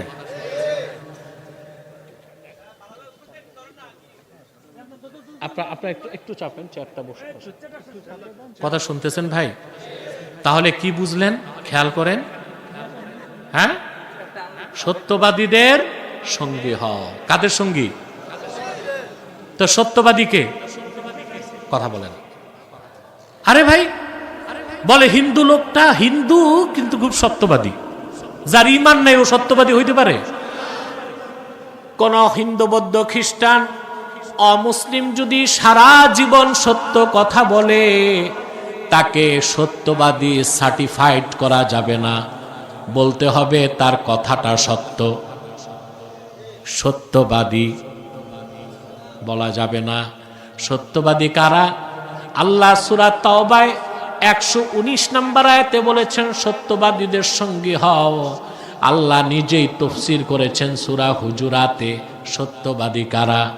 আল্লাহ বলেন, ইন্নামাল মুমিনুনাল্লাযীনা আমানু বিল্লাহি ওয়া রাসূলিহি থুম্মা লাম ইয়ারতাবু ওয়া জাহাদু বিআমওয়ালিহিম ওয়া আনফুসিহিম ফি সাবিলিল্লাহি উলাইকা হুমুস সাদিকুন। সুবহানাল্লাহ কইবেন না? আল্লাহ রাব্বুল আলামিন বলেন, প্রকৃত মুমিন তো তারাই যারা ঈমান এনেছে আল্লাহর উপর, আল্লাহর হাবিব নবী রাসূলগণের মাথার তাজ মুহাম্মদ সাল্লাল্লাহু আলাইহি ওয়াসাল্লামের উপর। সুম্মা লাম ইয়ারতাবু, অতঃপর ঈমান ও ইসলামের একটা ক্ষুদ্র বিষয়কেও সন্দেহ করল না। ওয়া জাহাদু বিআমওয়ালিহিম ওয়া আনফুসিহিম ফি সাবিলিল্লাহ, জান এবং মাল নিয়ে আল্লাহর প্রতি জিহাদ করলো, এরাই সত্যবাদী। বলেন সুবহানাল্লাহ। সত্যবাদী হতে 3টা জিনিস লাগবে: ঈমান, ইয়াকিন, জিহাদ ফি সাবিলিল্লাহ। এই 3টা জিনিস যার মধ্যে থাকবে সে সত্যবাদী। এখন বলেন, আপনারা যে নেতাদের পিছনে দৌড়ান, কয়জন নেতা এমন আছে যার মধ্যে এই 3টা গুণ আছে? কথা বলে না। ইল্লা মাশা আল্লাহ, আল্লাহ যাদের চান এইরকম অল্প কিছু নেতা চরিত্রবান ইমানদার, বাকি যা দেখেন সব কাফিরুন, মুনাফিকুন, মুশরিকুন, চোর, দুর্নীতিবাজ, লম্পট। ঠিক কিনা? এদের পিছনে আপনারা জান দিচ্ছেন, মাল দিচ্ছেন, শ্রম দিচ্ছেন, মেহনত দিচ্ছেন, অথচ আল্লাহর নির্দেশ ওয়াকুনু মাস সাদিকিন, সত্যবাদীদের সঙ্গী হন। কথা বলেন তো, নেতা বানাবেন কাদের? সত্যবাদীদের। পশ্চিমাদের আদর্শ যারা গ্রহণ করে ওরাও মুনাফিক। ওরাও কি মুনাফিক? আমরা তাদেরকে সহি মনে করি যাদের আকীদা সহি, আহলুস সুন্নাহ ওয়াল জামাতের আকীদায় বিশ্বাসী এবং খেলাফতের আদর্শে বিশ্বাস করে ইসলামী রাষ্ট্র কায়েম করতে চায়। এর ব্যতিক্রম তাদেরকে আমরা গ্রহণ করতে, হ্যাঁ, ওজর বলে একটা কথা আছে যে খেলাফত প্রতিষ্ঠিত হওয়ার আগে ইসলামী রাজনীতি লাগবে তো, লাগবে তো অবশ্যই, এটা শরীয়তের উসুল আছে। আর জারুরাতু তাতাকাদ্দারু বিকদরি জারুরা, বিশেষ মুহূর্তে হারাম কাজ হারাম জেনে করা যায়, বিপদে। কখন? বিপদে। আপনি সুন্দরবনে গেছেন হরিণ শিকার করতে, ওখানে যে খাবার দাবার কিচ্ছু নাই, ক্ষুধায় মরে যাবেন, মরা হরিণ একটা গোস্ত খাইছেন, ওইটাকে কি হালাল মনে করা যাবে না হারাম জেনে খেতে হবে? পশ্চিমা মতাদর্শকে যারা নিয়ে রাজনীতি করছেন ওটাকে হারাম জেনেই করতে হবে, আদর্শ মনে করার সুযোগ। অতএব আমাদের নেতা বানাতে হবে সত্যবাদীদেরকে। এখন আসেন, আল্লাহ তাআলা দুইটা নির্দেশ করছেন, একটা হচ্ছে তাকওয়া আর একটা হচ্ছে সোহবত। আরেকটা কি? সত্যবাদী সোহবত লাগবে। কাদের? সত্যবাদীদের সোহবত লাগবে। বিজ্ঞানীর কাছে না গেলে যেমন বিজ্ঞানী হওয়া যায় না, ডাক্তারের সংস্পর্শে পড়াশোনা না করলে ডাক্তার হওয়া যায় না। যায়? আল্লাহওয়ালা নেককার বুজুর্গের সোহবতে না গেলে আল্লাহওয়ালা মুত্তাকি হওয়া যায় না। সোহবত, ইলমে শরীয়ত শিখতে মাদ্রাসায় যেতে হবে, ওটাও উস্তাদের সোহবত লাগে। লাগে কিনা? কথা বলেন। আর ইলমে মারিফত শিখতে সোহবত ওয়াজিব। সোহবত কি? আল্লাহওয়ালা বুজুর্গের সোহবতে যেতেই হবে ইলমে মারিফত শিখতে হলে। সুবহানাল্লাহ বলেন। আমি একটা দৃষ্টান্ত দিই আপনাদেরকে কোরআন শরীফ থেকে, কথা বলে না, আমি দ্রুতই বিদায় দিচ্ছি আপনাদের। জেনা তার কি করবা, রাত জাগবা? শীতে ঠান্ডায় আমি সব বরফ হয়ে যাচ্ছে, আমি জানি না এত শীত, এখানে খুব শীত। প্রিয় ভাইরা, মুসা আলাইহিস সালাম, বুখারী শরীফের হাদিস কিতাবুল ইলমে এসেছে, মুসা আলাইহিস সালাম একদিন ওয়াজ করতেছেন, বুঝলেন? কথা বলেন। ইসরায়েলের এক লোক দাঁড়ায় গেছে, দাঁড়ায় বলল, হাল তা'লামু আহাদান আ'লামা মিনকা? মুসা, তোমার চেয়ে বড় আলেম আল্লাহর জমিনে আছে কিনা তুমি জানো নাকি? তোমার চেয়ে বড় আলেম আছে? মুসা আলাইহিস সালাম বলে ফেলছেন, লা, আমার চেয়ে বড় আলেম আমার জানা মতে। কিন্তু আল্লাহ নারাজ হয়েছে, উনি বিষয়টা আল্লাহর দিকে সুপর্দ করতে পারতেন, যা আল্লাহ ভালো জানেন, ঠিক না?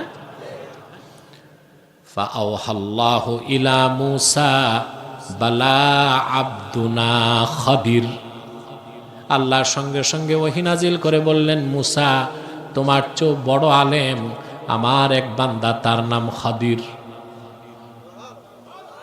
খাদির তো বুঝেন নাই, যাকে আপনারা বলেন খিজির, ওনার নামটা কি? খাদির, বিফাতহিল খা ওয়া কাসরিদ দাদ, খাদির। আমরা বলি খিজির, এটা ভুল উচ্চারণ, শুদ্ধ উচ্চারণ কি? খাদির। তো মুসা নবী আল্লাহর কাছে বলছে, আল্লাহ, আমি বনি ইসরায়েলের পয়গম্বর, আমার চেয়ে বেশি কোন ইলমটা তার কাছে আছে, আমি তার কাছে যাব। সুবহানাল্লাহ কইবেন? বিরাট ঘটনা তা তো বলবো না, আমার সাবজেক্টটা বুঝাইতে যতটুকু দরকার ততটুকু বলছি। আল্লাহ তাকে বললেন, ঠিক আছে, তুমি যাও মাজমাউল বাহরাইন, দুই সমুদ্রের মিলন স্থানে তাকে পাবা, মাছ নিয়ে যাবা, মাছ যেখানে যে সমুদ্রে যাবে ওখানেই খাদিরকে পাবা।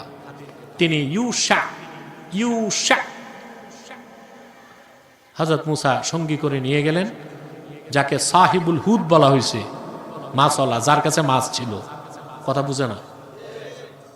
তো ওনারা হাঁটতে হাঁটতে দুই সমুদ্রের মিলনস্থলে গেছেন, মাছটা চলে গেছে সাগরে।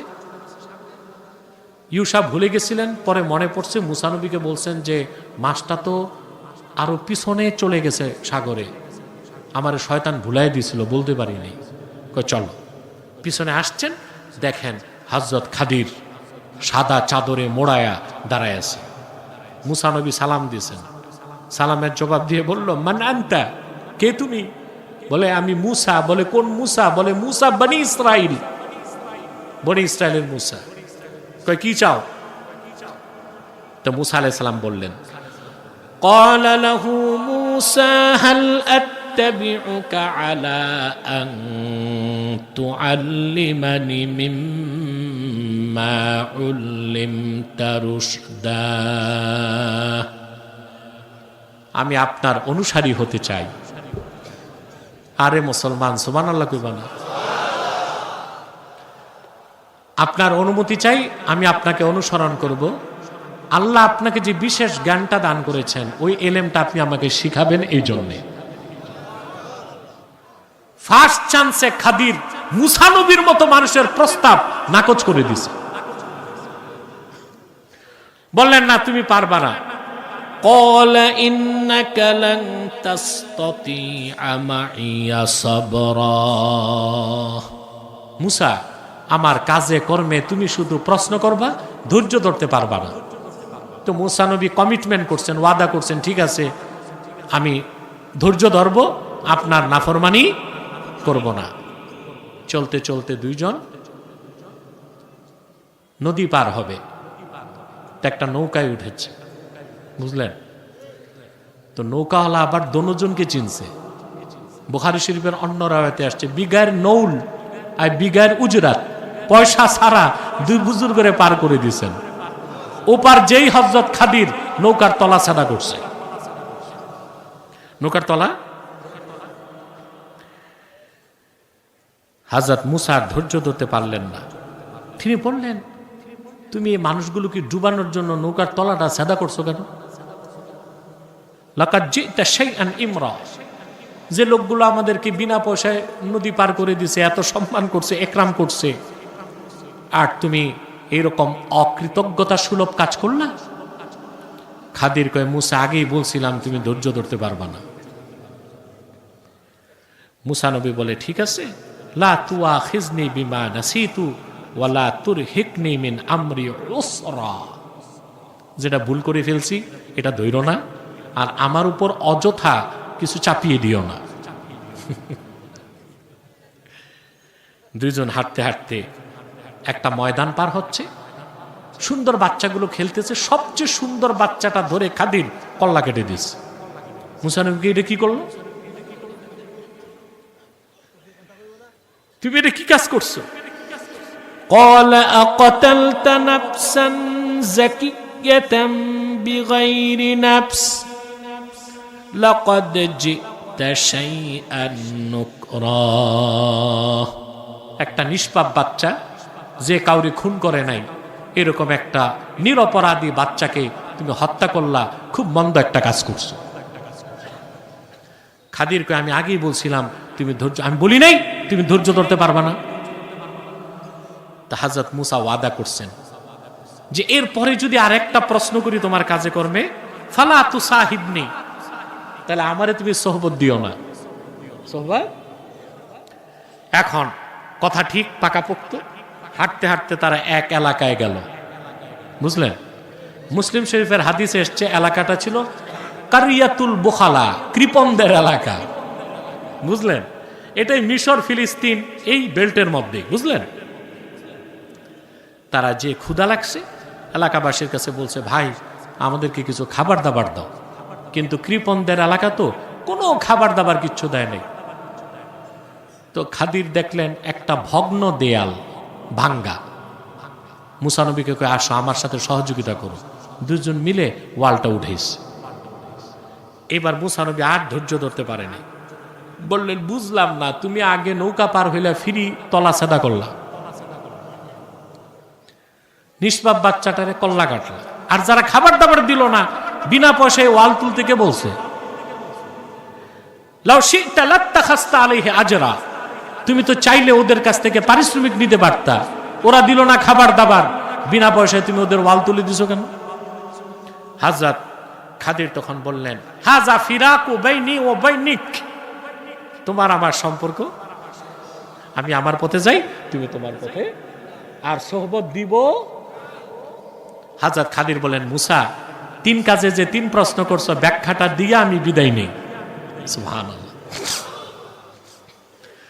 হযরত খাদির জবাব দিলেন, আম্মাস সাফিনাতু ফাকানাত লিমাসাকিনা ইয়ামালুনা ফিল বাহরি ফাআরাদতু আন আঈবাহা ওয়া কানা ওয়ারাআহুম মালিকুন ইয়াখুযু কুল্লা সাফিনাতিন গসবা। যে নৌকাটা আমরা পার হয়েছি, এই নৌকাটা হচ্ছে নিরীহ ইয়েতিমদের নৌকা। তারা সাগরে নৌকা পারাপার করে টাকা কামাই করে।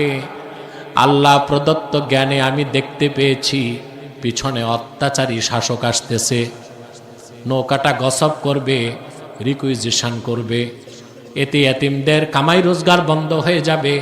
আমি নৌকার তলা ছিদ্র করে দিলাম, খুঁত থাকলে সে আর নিবে না। ইয়েতিমরা পরে নৌকাটা সংস্কার করে ব্যবসা চালায় যেতে পারবে। মুসা কয়, কাজটাতে তো ভালোই, কাজটা তো বাচ্চাটারে মারছো কেন?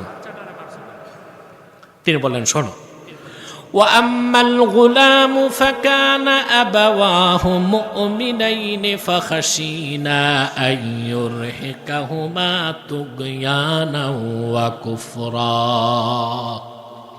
বাচ্চাটা নিষ্পাপ, কিন্তু আল্লাহ প্রদত্ত জ্ঞানে আমি বুঝতে পেরেছি বড় হয়ে সে নাফরমান হবে আর বাবা মার উপর জবরদস্তি করবে। আমি তারে জবাই করে দিলাম, সেও বেঁচে গেল, আর তার বাপ মাকে আল্লাহ তার বদলায় উত্তম সন্তান দিবেন। খাদি মুসা নবী কয়, এটাও তো ভালো কাজ হয়েছে, তো দেয়াল উঠাইলা কেন? কষ্ট হচ্ছে? কথা বলেন, ঘুমাচ্ছেন না তো? আবার টেস্ট করব, কে কে ঘুমান হাত উঠান।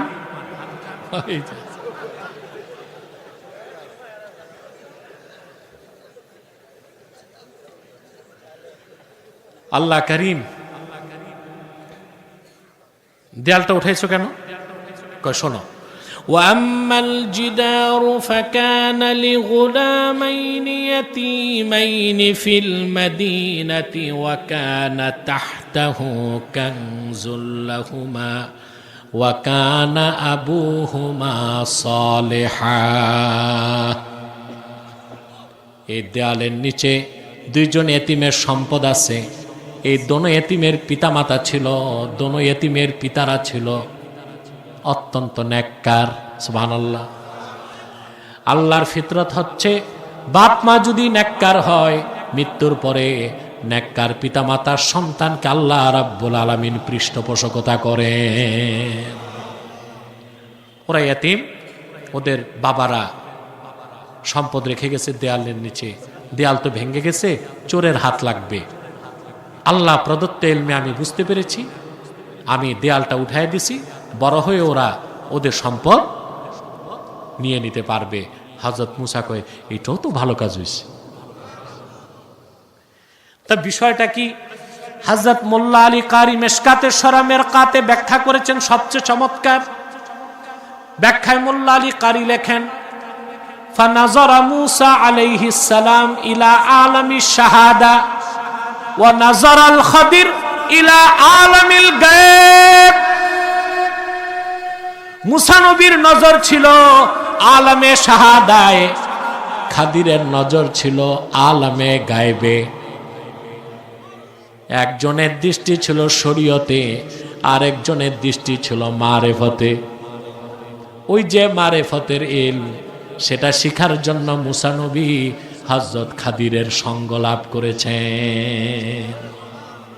সোহবত লাগবে? কথা বলে না। এবার আপনারা যে শিক্ষাটা নিবেন, আল্লাহ বলেছেন ওয়াকুনু মাস সাদিকিন, সত্যবাদীদের সঙ্গী হও। যিনি আপনাকে মসজিদে নেতৃত্ব দিবেন তাকে সত্যবাদী হতে হবে। যিনি আপনাকে খানকায় আধ্যাত্মিক নেতৃত্ব দিবে তাকে সত্যবাদী হতে হবে। যিনি ময়দানে আপনাকে রাজনৈতিক নেতৃত্ব দিবেন তাকেও সত্যবাদী হতে হবে। ঠিক কিনা বলেন? আল্লাহ তাআলা তার আখিরি নবী, আল্লাহ তাআলা ওনার আখিরি নবী নূর নবীজি আমার মুহাম্মদ মুস্তাফা সাল্লাল্লাহু আলাইহি ওয়াসাল্লামের মাধ্যমে ১৫০০ বছর আগে দ্বীন ইসলামকে পরিপূর্ণ করে দিয়েছেন। সেই দ্বীন ইসলামের সব আছে, শরীয়ত আছে, তরিকত আছে, হাকিকত আছে, মারেফত আছে।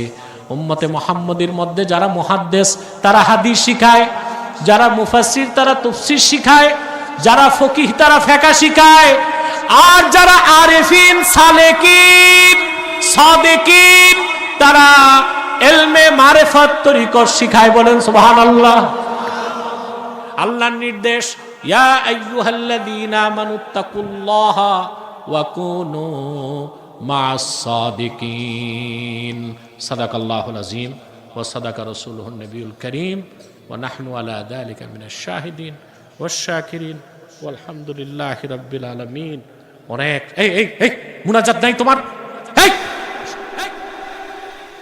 ওয়াজ হয়েছে চলে যাবে, ভাবসাব যেন আউলিয়ায়ে কেরাম, গুনাহ টুনা নাই, সব পাপী আমরা আল্লাহর কাছে মুনাজাত করব। প্রিয় বন্ধুগণ, আপনার তো চাঁদপুর শহরের মানুষ, ইলিশ মাছ বেশি খান, কথা বলেন? হ্যাঁ অবশ্যই, চেয়ারটা পাশে দেন। সভাপতি সাহেবের একটু বক্তব্য আছে। হ্যাঁ, চেয়ারটা এদিকে দেন সভাপতি সাহেব। না না, একটু বক্তব্য আছে তো আপনার, চেয়ারে বসলে সুন্দর লাগবে। প্রিয় ভাইরা, এই দিক তাকান, শুনতেছেন, খেয়াল করতেছেন? আপনারা চাঁদপুরের মানুষ সত্যিকার অর্থেই ইসলাম প্রেমিক, আলহামদুলিল্লাহ। বিগতকালে ইসলামী আন্দোলনে, কাফের মুশরিকদের বিরুদ্ধে আন্দোলনে চাঁদপুরের মুসলমানরা অনেক ইতিহাস সৃষ্টি করছে, ঠিক না? করছে কিনা আমি বলবো, এখন বস, করছে কিনা? আপনাদের কাছে চাঁদপুরবাসী, আপনাদের কাছে আমার করজোর অনুরোধ থাকবে একটা, আমাদের দল যেটাই থাক, কেউ বিএনপি, কেউ জামাত, কেউ আওয়ামী লীগ, কেউ কওমি, কেউ আলিয়া থাকুক, আমরা সকল দলের মুসলমান। আবার কেউ আছে এনসিপি, আছে না? রাজনৈতিক ঐক্যটার চেয়ে আমাদের অরাজনৈতিক ঐক্য বেশি দরকার। কোনটা বলেন তো ভাই? রাজনৈতিক ঐক্য কি টেকসই হয়? এ ঐক্য হয় ভোট পর্যন্ত। কি পর্যন্ত? এখন দেখতেছি ভোটের আগে ভাঙ্গন শুরু হয়েছে, অলরেডি শুরু হয়ে গেছে ভাঙ্গন। তো এই ঐক্য আমাদের আসলে, এটা পাওয়ার পলিটিক্স, এটা আমাদের খুব কাজে আসবে না। আমাদের দরকার অরাজনৈতিক ঐক্য। কি দরকার? রাজনৈতিকভাবে সারা দেশের মানুষকে এক করা যাবে? কথা বলে না, যাবে? সম্ভব? সম্ভব? আচ্ছা ভাই, একটা কথা বলি, এই যে আপনারা গভীর রাতে প্রচন্ড শীতে বসে আছেন এতগুলো মানুষ, এটা চাঁদপুর কত আসন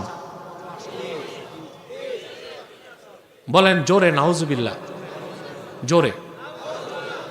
আমি নিজেও যদি ৩ নাম্বার আসনে দাঁড়াই, যতগুলো লোক আছেন 1/3 লোক কি আমাকে ভোট দিবেন?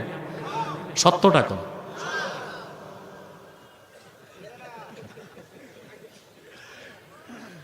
দিবেন? এটাই আমাদের দেশের অনেক পীর সাহেব আর অনেক বক্তা বুঝে নেই, ভাবছে যত লোক সব আমার ভোটার। নির্বাচনে গেলে দেখে জামানত হারাইছে, পাশের আগে বাস। আমি যদি রাজনৈতিকভাবে ডাকতাম, আপনারা আসতেন? দ্বীনের পক্ষে কথা বলবো বলে আসছেন। তাহলে আমাদের ঐক্য কোনটা দরকার, রাজনৈতিক না অরাজনৈতিক? তবে যারা রাজনীতি করবে তাদের তো এলাই লাগবে, ঐক্য লাগবে, তারা করবে। আমরা যারা অরাজনৈতিক, আমরা চাই অরাজনৈতিক ঐক্য। আমাদের ক্ষেত্রটা প্রশস্ত, কথা বুঝতে? 3টা স্বার্থে আমরা এক হয়ে যাব। কটা স্বার্থে? ইসলামের সুমহান স্বার্থ রক্ষায় আমরা ঐক্যবদ্ধ হয়ে যাব। মুসলমানদের মৌলিক দাবিগুলো আদায়ে আমরা এক হয়ে যাব।